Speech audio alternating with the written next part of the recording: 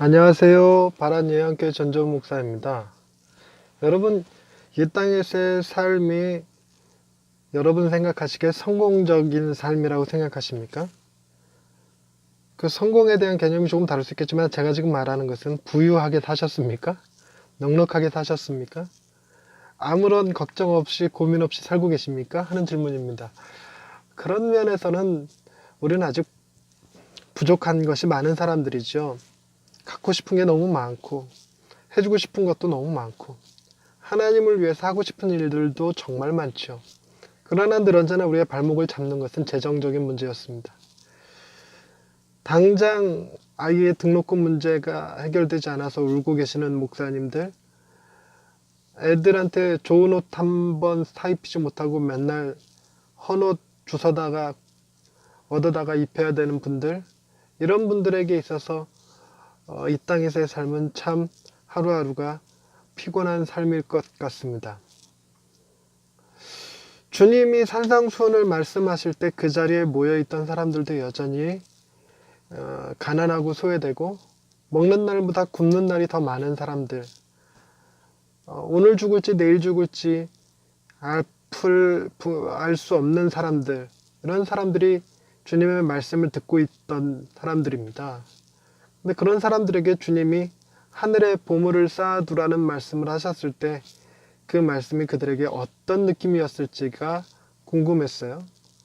그래서 오늘은 그 말씀을 중심으로 하늘에 보물을 쌓아두는 것에 관한 이야기를 한번 해보려고 합니다. 샬롬, 하나님의 평강이 삶에 가득하시길 기원드립니다. 마태복음 6장 19절에서 24절에 보면 보물을 하늘에 쌓아둘 것에 관한 이야기가 나옵니다. 그 중에서 20절 말씀을 보겠습니다. 오직 너희를 위하여 보물을 하늘에 쌓아두라. 거기는 좀이나 동록이 해하지 못하며 도둑이 구멍을 뚫지도 못하고 도둑질도 못하느니라. 아멘. 이 말씀을 가지고 그동안 한국교회가 헌금할 것에 대한 권면을 많이 하였습니다. 열심히 돈을 모으는 행위는 나를 위해 세상에 보물을 쌓아두는 것이고 교회에 헌금하는 것은 하늘에 쌓아두는 행위라고 가르쳤지요. 틀린 말은 아닐 것입니다. 중요한 것은 교인들이 내는 헌금으로 어떤 일을 하느냐가 문제였겠지요. 세상에 어려운 사람들을 돕고 복음을 전파하는 일에 썼다면 정말 하늘의 상이 예비되어 있을 것입니다.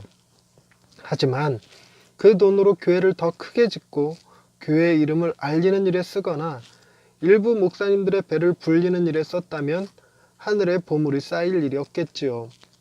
그러나 더 큰 문제는 돈은 먹고 죽으려고 해도 없다는 사람들에게 이 땅에 보물을 쌓아두지도 못하고 하늘에도 쌓지를 못한다고 생각하는데 그 불편한 마음이 있습니다.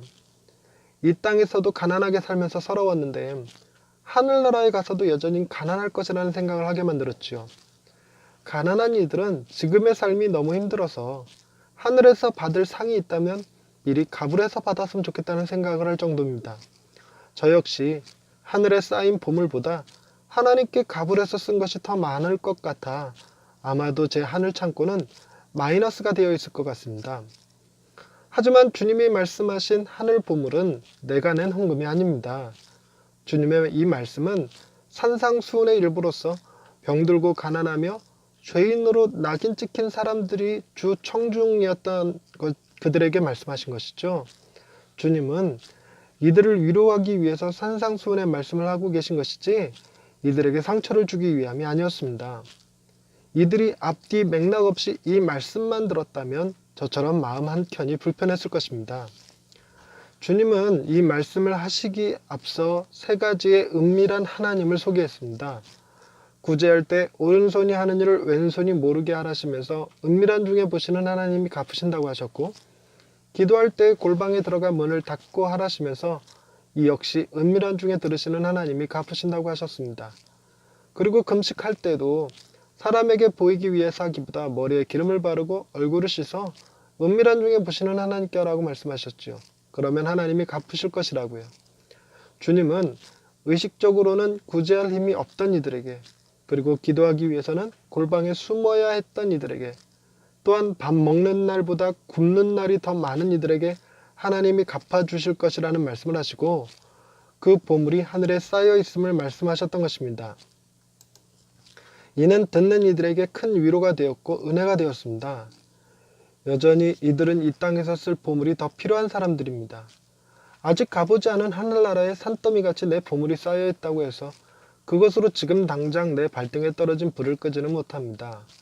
하늘에 쌓인 것으로는 자녀의 입에 먹을 것을 넣지 못하고 아픈 아이의 병원비를 해결하지 못하지요. 그래서 가난한 이들은 고개를 들어 하늘을 보지 못하고 논밭에 떨어진 이삭을 줍느라 하루 종일 허리 한번 펴지 못하고 땅만 쳐다보며 살아갑니다. 심을 씨가 있다는 것을 알지만 당장 죽을 것 같은데 내일을 생각하지 못하고 이 땅에서의 삶이 다가 아니라는 것도 알지만 영원을 준비할 엄두는 언감생심 꿈도 꾸지 못합니다. 그저 아픈 몸 이끌고 혹시나 하는 마음에 주님 앞에 나왔더니 주님께서 병을 고쳐주심은 물론이고 이들에게 복이 있다고 하시며 세상의 소금과 빛이라고 말씀하여 주셨습니다. 이들의 삶의 아픔을 외면하시는 것이 아니라 그 아픔을 이해하고 갚아주시는 하나님을 아버지로 부를 수 있게 해주셨죠. 거기에 더해 주님은 더 나은 하늘나라가 있음을 알려주시고 그곳에 넉넉한 보물도 있음을 말씀해 주셨습니다.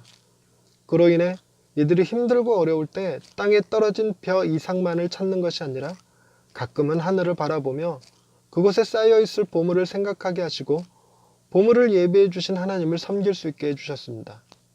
주님은 하늘을 향해 우리의 고개를 들 수 있게 해주시는 분이십니다. 할렐루야.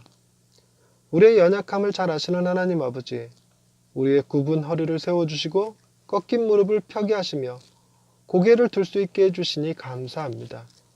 우리는 여전히 삶의 여러 가지 문제로 씨름하며 하나님의 뜻을 이루는 일에 헌신하지 못하고 살아가지만 그런 우리를 책망하시기보다 위로하시는 하나님을 아버지라 부를 수 있어서 너무나 행복합니다.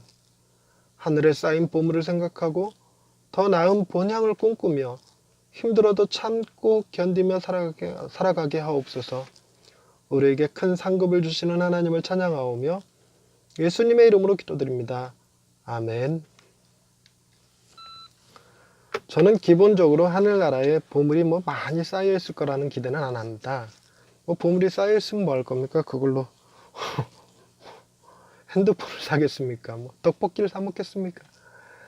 하늘나라에 궁궐이 있다, 대궐 같은 집이 있다 해도 별로 관심 없습니다. 집에서 쉬기를 할 겁니까? 잠을 자기를 할 겁니까? 집에서 먹기를 할 겁니까? 괜히 청소하기만 힘들죠. 그런 것이 중요한 게 아니라 주님이 하늘에 보물이 있다라고 말씀하시는 것은 헌금할 여력이 없었던 사람들, 하나님 나라의 확장을 위해서 아무런 기여를 할 수 없었던 이들에게 주시는 하나님의 위로의 메시지가 아니었을까 생각합니다. 저 역시 하늘나라에서 받을 상이 있으면 얼마나 있겠습니까? 그러나 주님이 이 말씀을 통해서 제게 주시는 위로도 마찬가지로 너의 수고와 눈물을 알고 너의 기도를 듣고 있으며 너희가 알지 못하는 구제를 나는 기억한다. 하늘에 너를 위한 상급이 있다.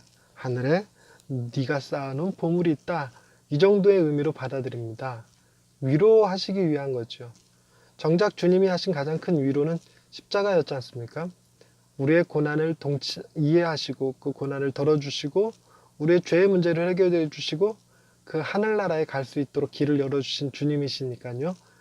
하늘나라에 보물이 있던 없던 그 길을 열어주신 것만으로도 큰 위로가 되지요.